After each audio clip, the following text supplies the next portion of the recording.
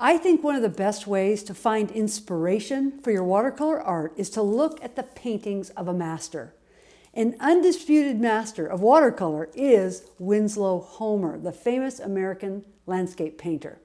If you want to look inside Winslow Homer's practice, trace his development as a largely self-taught artist, and see a bunch of beautiful prints of his most well-known paintings, then you need to take a look at this book. Let's get started.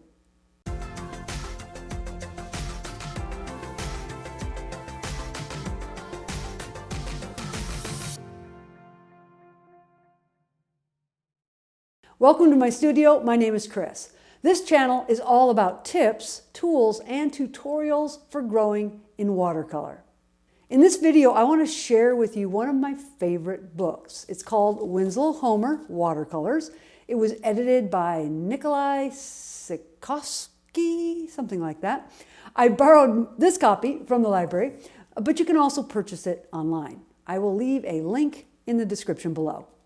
Homer painted in watercolor for 30 years, from 1873 to 1905. He painted mostly around his home in New England, but he also painted in England, in seaside villages. He also painted in the Caribbean, in Florida, and in the Adirondacks. His watercolors are just beautifully spontaneous. They're really lively with bold colors and strong tonal contrasts. I am completely smitten by his work. I absolutely love it. In fact, I love his work so much, I have copied a few of his paintings, as you can see right here. If you haven't tried that before, I highly recommend it. You can find an artist that you love, choose a painting of theirs, and then try to replicate it. It's a great form of practice. However, keep in mind that if you do decide to post your paintings on social media or anywhere else, that you need to make sure you give credit to the original artist. Let's go ahead and take a look at the book. The book's contents are divided into a well-researched introduction and then 4 main topics. The topics each represent the 4 main locations where he painted. The early years in New England, then the color coats, which are in England, the Adirondacks and Prout's Neck, and finally the tropics. In the very opening paragraph of the book's introduction, the editor quotes Homer as saying, "You will see, in the future, I will live by my watercolors."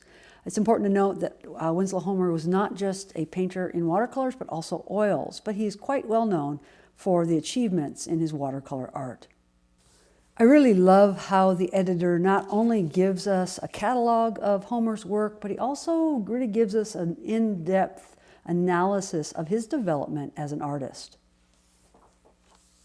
The first section, called The Early Years, really recounts Winslow Homer's paintings from his native New England, and he tends to particularly focus on scenes around the harbors and waterways of his beloved New England.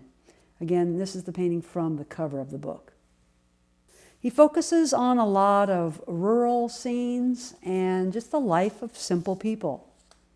One of the things you notice about his work is a real strong contrast of light and dark, and really a very thick and heavily pigmented use of watercolor, like you see in these 2 paintings. He also experiments with different techniques, as you see in these 2 paintings, which are similar in subject matter, but very different in the techniques and skills that he applies. The color coats, if I am not mistaken, is a region in northern England. He spent time there in some fishing villages, and many of his finest paintings come from this area. He seemed to be very fascinated by the stormy and somewhat dangerous seas that people made their living from. Many of his paintings feature the wives of fishermen, as you can see in both of these paintings here. The third location that is focused on in the book is the Adirondacks and Prout's Neck. This painting here is a famous painting of his, and you can see I went ahead and painted that myself. I also tried my hand at painting this famous painting, The Blue Boat, which he painted in 1892. I absolutely love his economy of brush strokes and the way he's able to simplify his subject matter, as you see here in The Boy Fishing, 1892. You can tell he absolutely loved the great outdoors of North America where he lived. The final section of the book focuses on his time spent in the Caribbean and other tropical areas like Florida.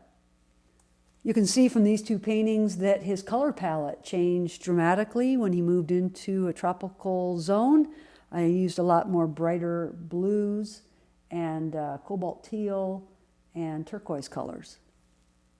I feel like his work became even more simplified and more impressionistic as he progressed through his career. And at the very end of the book, the editor provides a wonderful chronology of Winslow Homer's life from the time he was born in 1836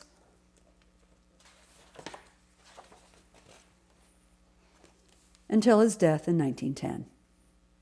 Have you found this book review to be helpful? If so, let me direct you to a comprehensive list of recommended books that I have put on my website. It's a free download.